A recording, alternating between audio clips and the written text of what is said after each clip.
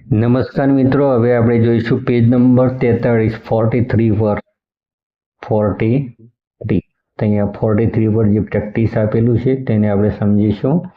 તો એ છે choose the most એપ્રોપ્રાઇટ option, એટલે કે જે મહત્વનો અહીંયા જે શબ્દો છે એ તમારે અહીંયા શું કરવાના છે, જે ઓપ્શન એટલે કે જે વિકલ્પ આપે એટલે કે પસંદ કરવાના છે. તો વેર વોઝ લુઈસ બ્રેઇલી ફ્રોમ, એટલે કે લુઈ બ્રેઇલ જે હતા એ ક્યાંના હતા?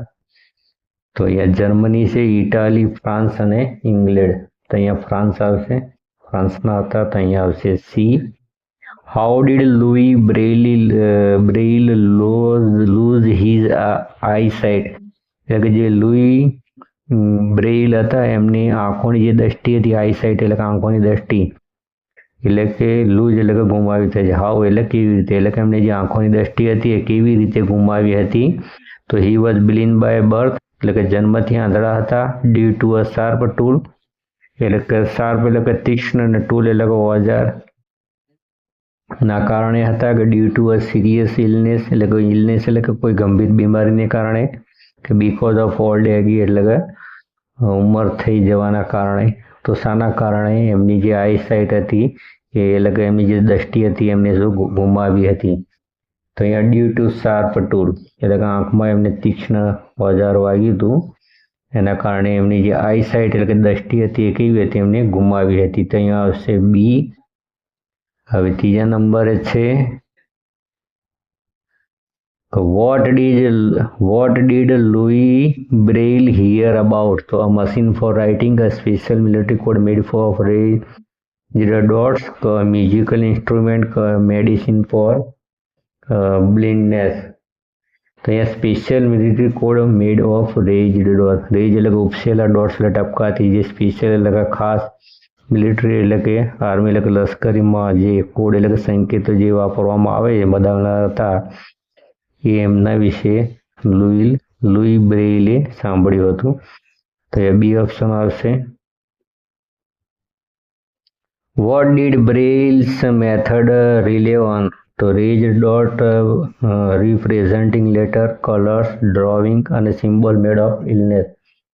તો અહીંયા રેજ ડોટ્સ રિપ્રેઝેન્ટિંગ લેટર, એટલે કે જે અક્ષરો હતા એ ઉપસેલા હતા, એના માટે ડોટ્સ એટલે કે ટપકાની મદદથી રિપ્રેઝેન્ટિંગ એટલે કે બનાવેલું હતું. તો એ જે અક્ષરો હતા ઉપસેલા હતા એટલે કે જે દ્રષ્ટિહીન જે લોકો હતા એને સારી રીતે વાંચી શકે.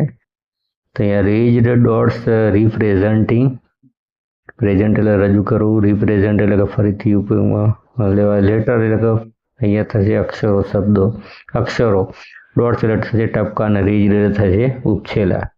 તો ઉપસેલા ટપકાની મદદથી જે અક્ષરો બનાવેલા હતા એ, તો અહીંયા એ મેથડ એટલે કે પદ્ધતિ રિલે કરી હતી, એમને રજૂ કરી હતી. અહીંયા તો એ આવશે option. When did Louis find the Braille? At the age of 15, at the age of 50, at the age of 20, at the age of 5.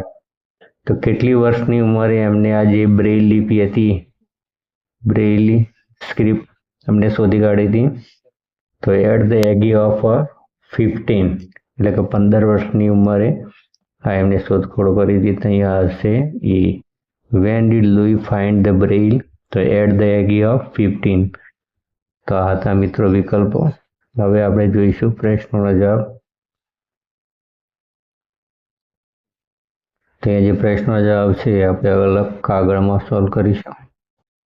તો આન્સર ધ ક્વેશ્ચન, ક્વેશ્ચન એટલે કે પ્રશ્નના આન્સર એટલે કે ઉત્તર આપો.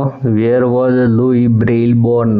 એટલે કે જે લુઈ બ્રેઇલ હતા એ ક્યાં જન્મ્યા હતા? તો Louis Braille was born in France.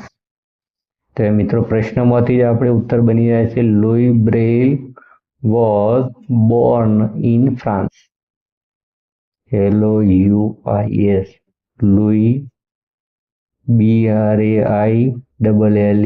તો અહીંયા લુઈ બ્રેઇલ પછી લેવાનું, પછી તમારે વોઝ શબ્દ લખી દેવાનો અને પછી લુઈ બ્રેઇલી વોઝ બોર્ન, પછી બોર્ન આવશે ને પછી જે અસલ જવાબ છે એ આવશે ઇન ફ્રાન્સ.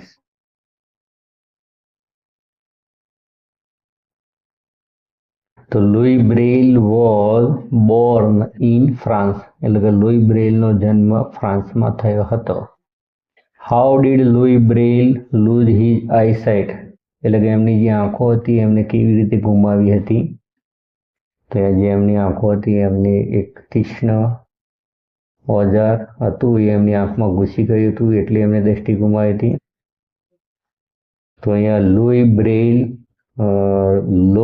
લૂઝનું થશે લોસ્ટ હિઝ આઈસાઇટ, અહીંયા લૂઝ છે એનું લોસ્ટ થઈ જશે. તો Louis Braille LOUIS Louis BRAILL Louis Braille લૂઝનું થશે લોસ્ટ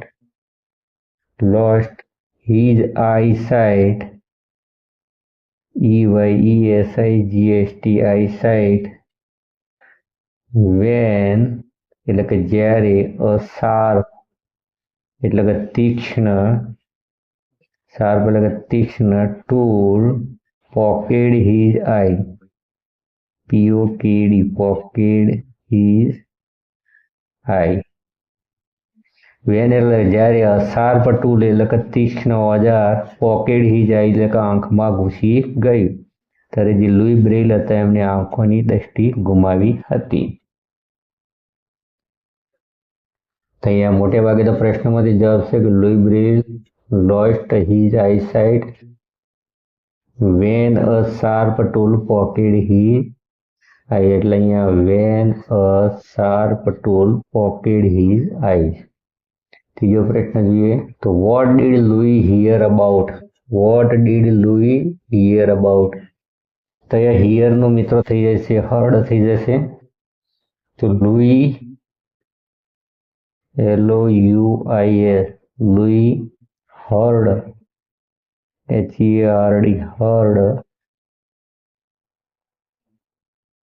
પછી આવશે અબાઉટ, તો લુઈ હર્ડ અબાઉટ. તો અહીંયા સ્પેશિયલ SPECIAL સ્પેશિયલ એટલે વિશિષ્ટ એટલે કે ખાસ, MILLITARY મિલિટરી એટલે કે સૈનિક એટલે કે અહીંયા લશ્કરી થશે. મિલિટરી કોડ એટલે થશે સંકેત. Tool military code made of raised dots RAISED raised dots. તો what did Louis heard about, એટલે કે લુઈ જે હતા એમને કોના વિશે શેના વિશે સાંભળ્યું હતું. તો Louis heard about a special military code made of raised dot. Special military code એટલે કે ખાસ લશ્કરી દળ માટેના જે કોડ એટલે કે સંકેત બનાવેલા હોય તે રેઇઝડ ડોટ્સ એટલે કે ઉપસેલા અક્ષરો ઉપસેલા ડોટ્સ એટલે કે ટપકામાંથી બનાવેલા, મેડ એટલે કે બનાવેલા જે લશ્કરીના જે સ્પેશિયલ એટલે કે ખાસ વિશિષ્ટ કોડ એટલે કે સંકેત હોય એના વિશે એમને સાંભળ્યું. How old was Louis when he invented a new system, એટલે કે જ્યારે એમને શોધખોળ કરી ત્યારે એમની ઉંમર કેટલી હતી. Louis was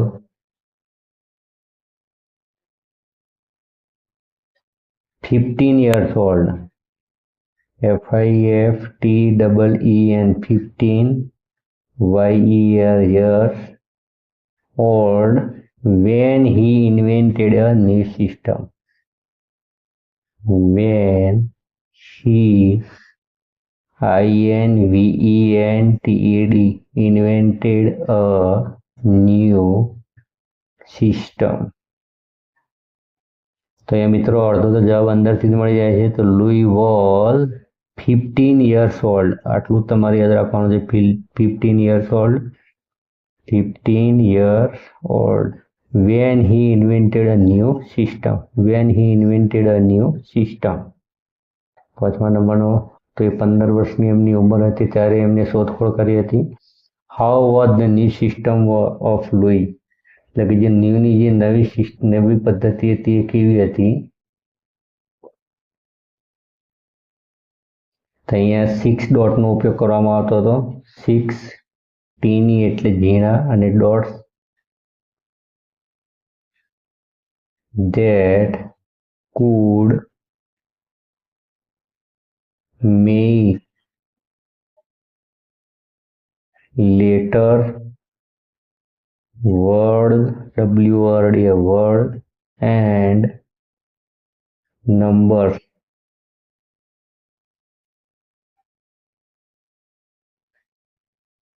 It was simple,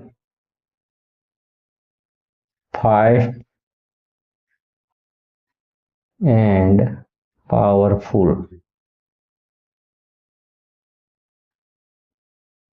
તો 6 teeny dots that could make letter 6 teeny dots એટલે કે 6 teeny એટલે કે થશે ઝીણા અને dots એટલે કે ટપકાની મદદથી લેટર એટલે કે અક્ષરો વર્ડ એટલે શબ્દો અને નંબર એટલે કે અંકો બનાવી શકાય. It was simple fast and powerful.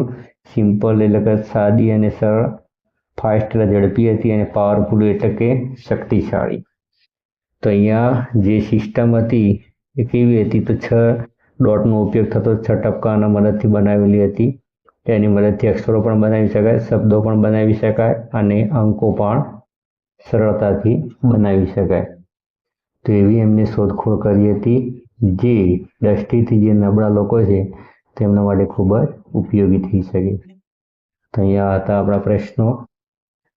અને છેલ્લે પ્રશ્ન છે કે do you agree that struggle and failure are important for achieving success?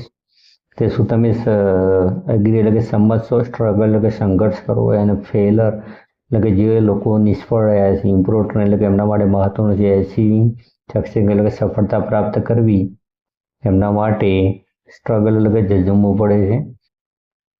જે લોકો નિષ્ફળ થયા છે તો તમે એ વાત સાથે સંમત છો? તો યસ આવશે મિત્રો અહીંયા. યસ પછી તમે લખી શકો છો struggle and failure are important for achieving success. તો STRUGGLE struggle and FAILURES failures are IMPORTANT important for ACHIEVING achieving SUCCESS success.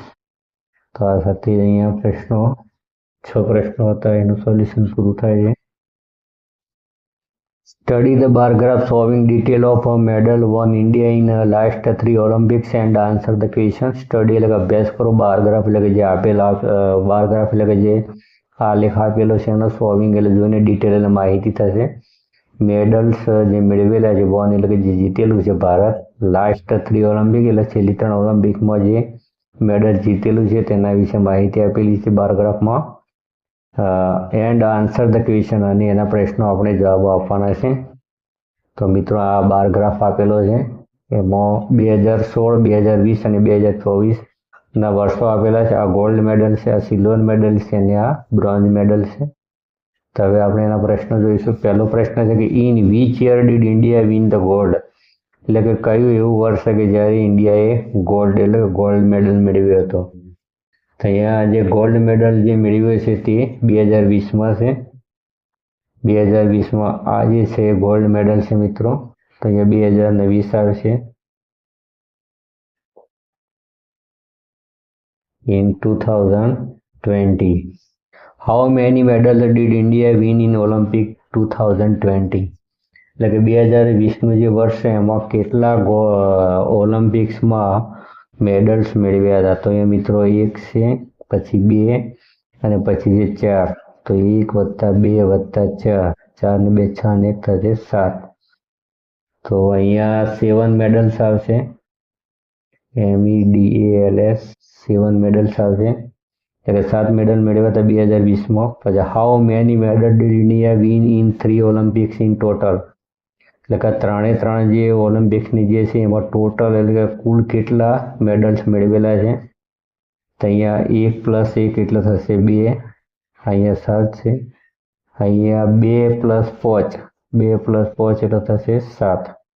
અહીંયા 2 અને 5 એટલે 7 થશે. 7 દુ 14, 14 ને 2 થશે 16. એટલે કે અહીંયા ટોટલ જે છે એ 16 MEDALS મેડલ્સ મેળવેલા છે. Which medal showed the biggest increase from 2016 to 2020? એટલે કે 2016 થી 2020માં કયા જે મેડલ છે એમાં 200 એટલે કે બતાવી રહ્યો છે બિગેસ્ટ એટલે કે સૌથી મોટો ઇન્ક્રીઝ એટલે કે વધારો. તો વધારો કયો મેડલ બતાવી રહ્યો છે? તો અહીંયા 2020માં જે અહીંયા જે બ્રોન્ઝ મેડલ છે તો બ્રોન્ઝ મેડલમાં વધારો બતાવી રહ્યું છે. અહીંયા 1 છે અને અહીંયા કેટલા છે? 4. તો અહીંયા મિત્રો જવાબ આવશે બ્રોન્ઝ, BRONZES બ્રોન્ઝ, MEDALS. તો બ્રોન્ઝ જે મેડલ છે એમાં ઇન્ક્રીઝ એટલે કે વધારો બતાવી રહ્યું છે અહીંયા. તો આ હતું ગ્રાફને લગતા પ્રશ્નોનું સોલ્યુશન. 100% ખાતરી છે કે તમને આવડી ગયું હશે. તો આ સાથે જ આ વિડીયો અહીંયા પૂરો કરીએ છીએ. તમને વિડીયો ગમે તો લાઈક, કોમેન્ટ અને શેર અવશ્ય કરજો. Thank you.